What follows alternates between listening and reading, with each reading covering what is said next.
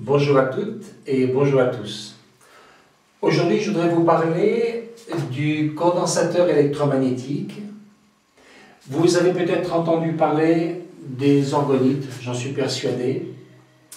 Et l'orgonite n'est ni plus ni moins qu'un condensateur électromagnétique. Alors, les uns font des orgonites d'une façon, d'autres font des orgonites d'une autre façon.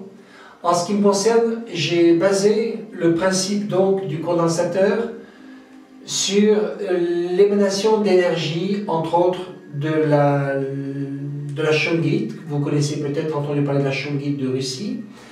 Également de la labradorite, autre pierre, très intéressante. Et puis de l'ambre. Alors, qu'est-ce qu'un condensateur? Je ne sais pas si la plupart d'entre vous se rappellent de ces vieux appareils Kodak.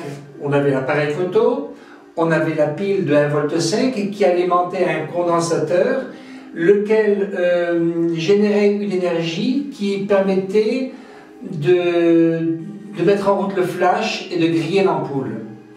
Il faut savoir qu'une pile de 1,5 V, c'est pas grand-chose. Mais si vous prenez un condensateur et que vous emmagasinez l'énergie, la même énergie sur chaque lamelle, alors pourquoi sur chaque lamelle? Parce qu'un condensateur, c'est tout simplement un amalgame de lamelles métalliques intercalées avec un isolant, une partie isolante, un papier ou un vernis tout simplement. Et donc les lamelles ne se touchant pas, il va y avoir une charge qui va se déposer sur chaque lamelle. Et comme les lamelles sont branchées en série, c'est le principe des batteries branchées en série, ceux qui ont étudié l'électromécanique, l'électricité en général connaissent bien cette loi. Et bien lorsqu'on va donc emmagasiner cette énergie-là, par effet d'électromagnétisme, lorsqu'on va ensuite décharger l'ensemble de ces valeurs additionnées, on va avoir une charge non plus de 1,5 V, mais cette charge peut monter à plusieurs milliers de volts. Bien sûr, sur le plan puissance, la puissance sera négligeable, quelques milliampères à peine, mais au point de vue volt, au point de vue courant, on aura une décharge très importante. Donc, le condensateur électromagnétique basé sur les minéraux utilise cette même fonctionnalité, d'autant plus que la shungite possède déjà par elle-même de la pyrite. Et la pyrite est un métal qui permet également, lorsque ces particules de métal sont isolées les unes des autres, ça permet donc de créer une valeur d'addition énergétique. Aujourd'hui, on calcule pour un minéral, pour une maison, pour un lieu, pour une personne, on calcule tout cela en unité Bovie. Il faut savoir que le corps humain, bon, pour vous donner un ordre d'idée, se mesure en unité Bovie et cette mesure est de 8500 unités Bovie. Certaines personnes montent un peu plus haut, d'autres descendent un petit peu plus bas. Quand c'est trop bas, il y a problème énergétique, donc maladie. Et donc, ce genre de condensateur monte très haut. Donc, le but d'un condensateur, c'est de générer une énergie qui potentiellement va relever l'énergie de la pièce ambiante et donc de ceux qui y vivent dans une valeur assez conséquente pour garder toujours dans les hautes fréquences les valeurs énergétiques de la personne et de la pièce. La shungite, on le sait aujourd'hui, a une valeur, je dirais, mémorielle qui va permettre de nettoyer les murs, nettoyer les ambiances grâce à la fullerène qui est contenue, aux fullerènes qui sont contenues à l'intérieur de la shungite. Et qui fait que la shungite n'a pas besoin d'être purifiée, contrairement à d'autres pierres, comme par exemple la labradorite ou l'ambre. C'est pour ça que lorsque je vais travailler avec de l'ambre ou de la labradorite, notamment chez moi, je place toujours un condensateur de shungite à la base, parce qu'il va permettre de générer une énergie qui va nettoyer en permanence tout ce qui va être superposé. Un condensateur comme celui-ci, on le mesure à peu près à 300-350 000 unités Bovie. Et d'une façon extraordinaire, si je superpose les autres dessus, eh bien je vais travailler en charge additionnelle. Donc, on va monter à 600-650 000 unités Bovie. Certaines personnes m'ont dit « Oh, c'est dangereux ». Non, pas du tout, puisque le corps humain est comment dire, je vais pas dire le mot, possède des détendeurs, et donc ces détendeurs vont lui permettre à ce corps humain de ne prendre que ce qu'il a besoin, le reste ne sera pas utilisé. Donc voici le principe donc, de ces accumulateurs électromagnétiques qui vont donc générer une énergie additionnelle ou bien shungite, labradorite, ou bien shungite ambre, ou bien shungite labradorite ambre. Là on a un complexe assez intéressant. Si je positionne, donc là on va monter à 600-650 000 unités movies. Si je positionne ce cristal au-dessus, je vais amplifier l'énergie du condensateur. Ce cristal, c'est un cristal au plomb, donc un cristal au plomb qui est donc une matière amorphe, puisqu'il est fait industriellement, mais il est transparent. Et comme le cristal est fait à partir de silice très pur, donc il n'est pas comme le cristal de roche nécessaire de l'orienter, puisque le cristal de roche est resté des millions et des millions d'années en terre, et donc a subi les valeurs telluriques, d'orientation tellurique, et si on ne le positionne pas correctement, le cristal de roche peut même générer des valeurs pas très agréables. Alors que le cristal, toute valeur amorphe, peut être dirigé comme on le désire, sans aucun problème. Je reparlerai de ces condensateurs. Ces condensateurs, s'il n'y a que la pierre par elle-même, la pierre va apporter sa mémoire énergétique. Mais j'y place dedans ce que d'autres font également dans les orgonites. Les gens, en général, mettent des particules d'aluminium. Moi, l'aluminium, ce n'est pas une valeur qui m'intéresse, même si elle est conductrice d'énergie. J'y place des particules de bronze. Donc le bronze est un alliage de cuivre et d'étain. Donc deux très bons conducteurs d'énergie, et le bronze va travailler, une petite parenthèse pour ceux qui travaillent sur l'arbre de vie, avec l'arbre de vie, est orienté, le bronze est placé dans le pilier de la clémence, et donc va unir deux sphères que les astrologues connaissent bien, c'est Jupiter et c'est Vénus.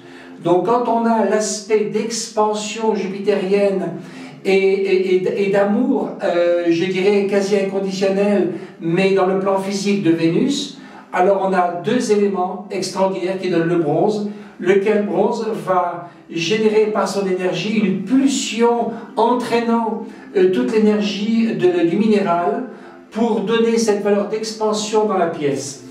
Ici, je vais reparler un petit peu de cette sphère facetée. Cette sphère facetée, je l'ai choisie parce qu'elle a éveillé mon intérêt sur plusieurs points. Le premier point, c'est que vous avez une surface plate, on peut poser, et une surface conique. Je ne sais pas si vous la voyez. Elle est conique. Voilà. Et donc, vous avez 12 côtés, et là vous avez également 12 côtés. Tout ce qui est plat est de valeur féminine, passif. Donc réceptif. C'est pour ça que lorsque l'on place la valeur plate sur le condensateur lui-même, on va donc absorber, puisqu'on est de valeur passive, on va absorber l'énergie du condensateur. Et la valeur conique, valeur pyramidale, je dirais entre parenthèses, va donc projeter l'énergie. Ici, comme ici, nous avons 12 côtés.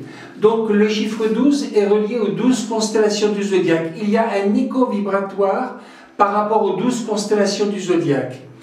Ici, vous avez des, je ne sais pas si l'image peut le montrer, bon, c'est pas grave, mais vous avez donc des triangles, pointe en haut, triangle, pointe en bas. Triangle, pointe en haut, triangle, pointe en bas. Donc vous en avez 12 pointes en haut, 12 pointes en bas. Cela rappelle étrangement le Sceau de Salomon. Donc cet hexagramme. Et donc le triangle est valeur trinitaire agissant en pointe en bas en tant qu'esprit s'incarnant dans la matière et pointe en haut en tant que matière remontant avec une mémoire de toutes les conséquences acquises, les expériences acquises sur la Terre dans le plan dense de la matière. Comme on en a 12, Donc les 12 valeurs sont équilibre de la trinité en valeurs masculines et féminines à partir du zodiaque. Ici, vous avez 4 rangées séparant le dodécagone féminin, le dodécagone masculin. On a 4 rangées de ces 12 valeurs pyramidales inversées. Donc, cela parle des 4 éléments, feu, eau, air, terre. Ce qui veut dire que cette sphère est d'une logique extraordinaire, travaillant sur les 4 éléments et travaillant en même temps sur les 12 constellations du zodiaque. Lorsque elle est positionnée dans une pièce, table de nuit, dans un endroit convivial, vous ne la touchez plus. Donc le soleil, lui, poursuit sa rotation autour de la Terre, bien que ce soit la Terre qui tourne sur elle-même. Mais vu de notre point sur Terre, on pense que le soleil, donc le soleil se lève à l'est, tourne au midi et part à l'ouest. Donc le soleil va impliquer son énergie vibratoire dans les 12 secteurs et dans les 4 hauteurs. Ainsi, toute la journée, lorsque le soleil aura fait un tour, il aura travaillé les 12 valeurs énergétiques du zodiaque et dans les 4 éléments feu, eau, air, terre. Ainsi, puisque on sait que tout ce qui est passif est réceptif, tout ce qui est actif, conique, pointe et émet l'énergie, donc on aura une échappée d'énergie par tout ce qui est pointe, une réception par tous les plats d'énergie. Ainsi, vous avez une radiance, tel un bouquet d'énergie, comme si vous assistiez à un feu d'artifice. Vous avez donc des retombées énergétiques dans la pièce, et ça peut se ressentir où que l'on soit, à quelque niveau que l'on soit. Voilà. Un système comme ça va agir sur un volume, je dirais, allez, on va dire 20 mètres cubes, 20-30 mètres cubes, donc une belle pièce. Et si on additionne les 3 valeurs, voilà, avec la sphère au-dessus qui va donc amplifier d'une façon très considérable l'énergie du condensateur électromagnétique, là on va même traverser les cloisons et agir dans les pièces voisines. Voilà en quelques mots dépeint le condensateur et l'amplificateur d'énergie. On peut également, je ne sais pas si j'en ai là, mais vous le verrez sur le site de rogermineral.com, des diamants. Le diamant, lui, a la particularité, j'en prends accessoirement, oui, j'en vois ici, voilà, j'en ai ici, le diamant va générer non pas une énergie comme la sphère facettée environnementale, mais va agir comme un émetteur puissant. Ainsi, si vous prenez un papier blanc, 5 sur 5, vous le placez là au sommet du condensateur ou des condensateurs, vous le mouillez avec votre salive, vous allez déposer votre code ADN. Votre code ADN, vous le placez au-dessus et vous placez ensuite cet amplificateur que j'appelle diamant, voilà, parce qu'il a la forme du diamant. Eh bien, où que vous alliez, puisque le code génétique c'est le vôtre, donc c'est votre code de numéro téléphonique, je dirais, votre accès téléphonique, vous allez donc être en permanence en réception de toute la charge d'émission. C'est comme si quelqu'un vous téléphonait en permanence sur votre portable avec votre numéro qui est votre code ADN. Voilà, en quelques mots. D'autres choses sont expliquées sur le site de rogermineral.com. Je vous remercie infiniment. Passez une bonne journée ou une bonne soirée. Au revoir.